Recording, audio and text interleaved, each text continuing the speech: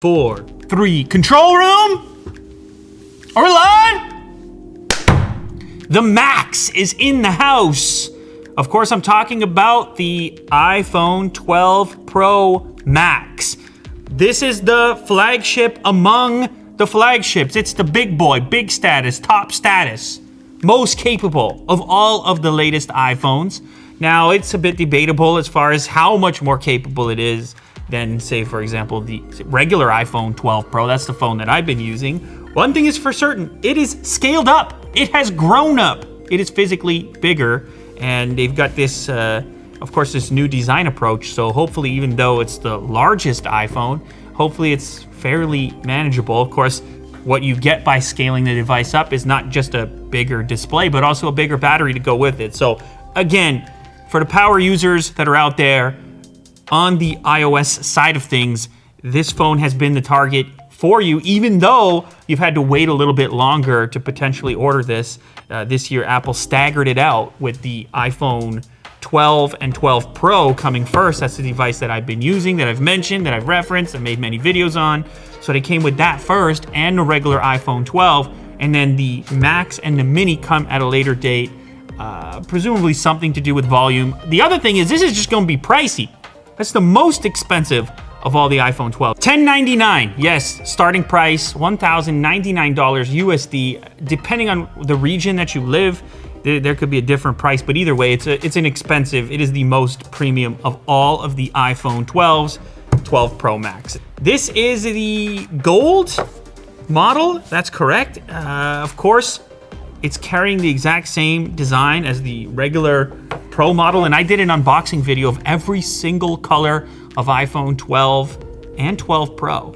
So you should go check that out if you want to see color comparisons. But what you get with the Pro part of the lineup is this stainless steel frame around the outside. Obviously, it does collect fingerprints, keep that in mind. Hasn't been an issue for me because I put the later case on there and it covers most of where you grip, but keeps it super thin. And by the way, we do have the full coverage prototype here. That's the one I've been using. That's what you will have shipped to you if you pre-order a later case for either your iPhone 12 Pro or Pro Max. This has this subtle kind of champagne hue to it. Of course, we have our camera modules up top. And actually, I'm kind of curious if we're able to spot any difference in that region when compared to the standard iPhone 12, because they are not, oh yes, you can absolutely tell a difference. So there is your regular Pro, and look at the scale difference on the Pro Max. Each unit is substantially increased in scale. It's not just that the phone got bigger, but each camera module got bigger. All right, so also inside the package, we have our cable. We have to remember here, there's no power brick included. You will need to bring your own power brick to the party. I, of course, have the power brick that I've been recommending. Yeah, so this is the power brick I've been recommending for iPhone. This is the power brick I've been using with the 12 Pro. It's a tiny little 20-watt adapter from Anker, the Anker Nano. I'll link it in the description. I think there's even a discount beyond that because they've been, because Anker's been a sponsor of the channel, so you can check that out. But this kind of gives you the old iPhone power brick with the power of the new iPhone power brick, which you have to buy extra, and it does so for less money than Apple's power brick. So this is kind of a cool little addition. You got to have a faster recharge than whatever old brick you have. You may have like a 5-watt sitting around. Don't use that with a phone like this. Get yourself a 20-watt in the exact same package. It's the Nano. You have your cable. This is a Type-C to Lightning cable. Pretty self-explanatory. We, of course, did not get Type-C on both ends because the iPhone still maintains the Lightning connector, but this is the same for all the models. And then it's a tiny bit of paperwork, SIM tool, and of course your Apple sticker is also inside the package. So I'm just gonna slide over the smaller model. This thing is quite a bit bigger, and it's not just that camera unit. I mean, it's in every direction.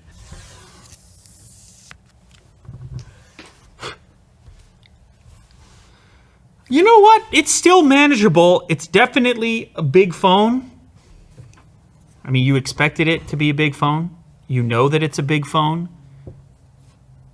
I don't know which one is going to be my preference. I think the main incentive for me to upgrade would probably be the bigger battery. I mean, the battery difference is quite substantial. You've got just over 3,600 milliamp hours over here on the Max model, and on the smaller unit, you're around 2,800 milliamp hours. Now, granted, you've obviously got a different screen size to power up, so it's not a one-to-one type of thing, but you could, I mean, it's fairly safe to say that the Max model is going to be the one you want for battery life, likely. All right, so the device is set up, and honestly, the biggest difference, well, it has differences. There's some complicated camera stuff that's different on the Pro Max model compared to the Pro, but the scale of it is the main thing. I think it's a big reason people are gonna make a decision between these two. From my hand, which is probably an average hand size, the regular Pro model, I can reach pretty much every aspect of the display, even with a single-handed grip. On the Max model, that's a little more difficult to do. But you kind of know, you knew this going into it, obviously. And then on the flip side, if you want to boot up a video or something, this is just more space. This is just going to be a little bit more immersive. And then that brings me to the camera, because this is going to be, I mean, this thing needs some degree of explanation, because even during the keynote, I had so many people asking me questions after the keynote took place, like, what is the difference between these cameras? I showed you here now in this video that they're physically different, but they're also, from a specification standpoint, different. Probably the biggest standout for me is that in the video mode on the Pro Max, you have sensor shift technology for image stabilization, which presumably is superior to the more typical optical stabilization that exists on the regular Pro model. But the lenses actually have different attributes as well. So I'm looking at the spec sheet here, and the regular Pro model on the telephoto, for example, is an f2 lens. And then on the Pro Max, the telephoto is an f2.2. So it's an interesting decision. Is it a superior lens, even though it has a smaller aperture? Does it have something to do with the sensor shift technology or the layout of this particular device? As you get to the zoom aspect of the spec sheet, it also states that you have 2.5x optical zoom, so you have more zoom on the Max model compared to the Pro model. And they even give you more digital zoom. Why? I don't know. Is it a superior? Do we have superior image here that allows them to give you more digital zoom? 12x over here, 10x on a regular Pro. But either way, those specs are fairly close. So I think this image stabilization thing is probably going to be the bigger factor when you have, I mean, this has been a thing we've seen in some dedicated cameras previously, where you would have the actual in-body stabilization where the sensor is capable of shifting, and it can have a pretty dramatic impact on both photos and video. Yeah, so you boot into the camera app and you see right away that your quick toggles for focal lengths, 0.5, 1x, and 2 on the regular Pro, 0.5, 1x, 2.5 on a Pro Max. So a little bit more reach, but a slightly smaller aperture. And I mean really slightly. We're talking about 0.2. So I'll grab the trusty plant here, and we will snap at 0.5, which is your wide angle, 1, and 2.5. Wow. All right, so that zoom lens, I mean, that is some tremendous detail right there. I'm happy with that 2.5, and it's a little more reach. So probably because the optical brings you ever so slightly closer, they'll also let you keep zooming digitally a little bit further than you can on the regular Pro. The standard camera, probably the best performer of the bunch for your standard focal range. One thing I'm noticing here, it's not any kind of crazy saturation on the green color of the plant. Is that different from the non-Max model?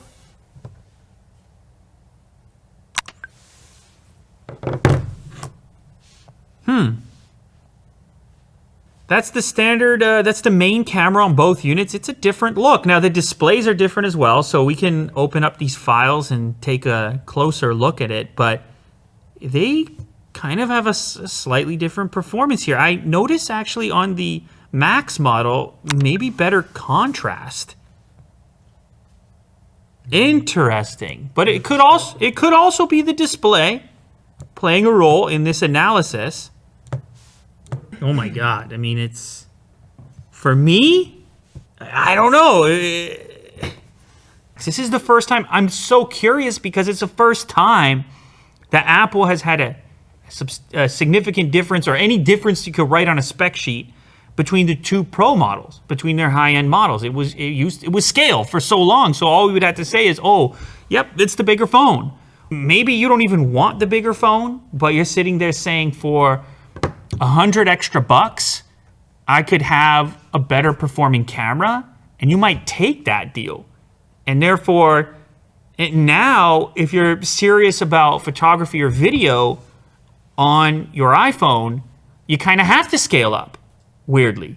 Now, granted, this thing takes absolutely great photos, but I think a lot of people are just going to want the best. And to me, this one looks better. When you add into it the extra image stabilization, the sensor-based image stabilization, I mean, a lot of people are going to be considering the big one, because the price difference is actually not all that different if you're okay with scaling your device up to this size. That's another thing I'm curious about the front-facing camera.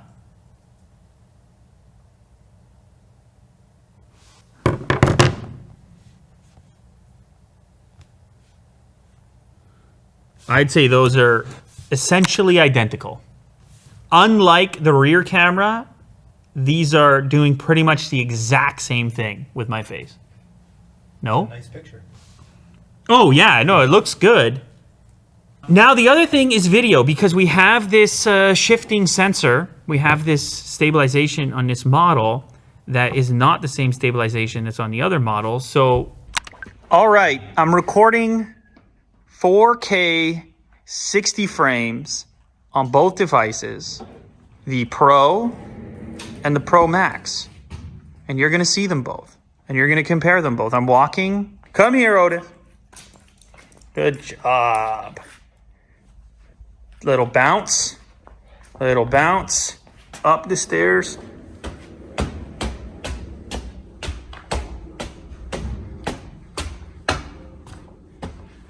Yeah, I feel like I can see a subtle difference. I sort of, when I was shooting it, I felt a slight advantage on the Pro Max model. You know what? They both look good. I'll say that. They both do a fairly decent job of smoothing things out. So anyway, I mean, as far as the stabilization in video is concerned, it's fairly subtle. Maybe it'll be a little bit more significant. You get it blown up on the big display, but there's no doubt that if you can have a sensor shift adding to your image stabilization, it's gonna be a thing that you want. Okay, this is the regular Pro. Max out the volume. These phones have always sounded good.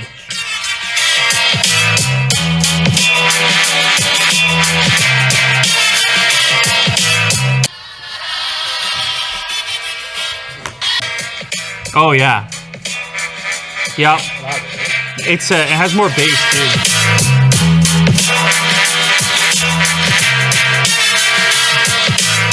Look, they both sound good and it's close, but I'm gonna have to give the edge to the Max model, and to be honest, I'm not surprised. And there's no doubt that Apple would put its best technology in its Pro Max model. I just think this year it's a bit complicated figuring out which to buy, because the Pro Max really is the actual Pro by the looks of it as it stands right now. And so people are gonna have to decide between the ultimate feature set, which comes in a larger, more expensive package, or a slightly toned down version of that feature set. Now, it's not massive, but it's tough because once I'm thinking Pro, I'm thinking I want all the features, I want the top end spec at all costs. And that's essentially what this model ends up being. But it will still probably be too large for some people. Let's do a pocket test real quick. Why don't we? All right, here is regular Pro. That's a portable phone. I can carry that no problemo. 12 Pro, and then let's do Max. Same thing. As far as my pockets, these are not super skinny. It's not a problem. It's more when you're holding it and using it. Anyway, there you have it. An unboxing and first look at the most Pro of all the iPhone 12 Pros. It is the iPhone 12 Pro Max.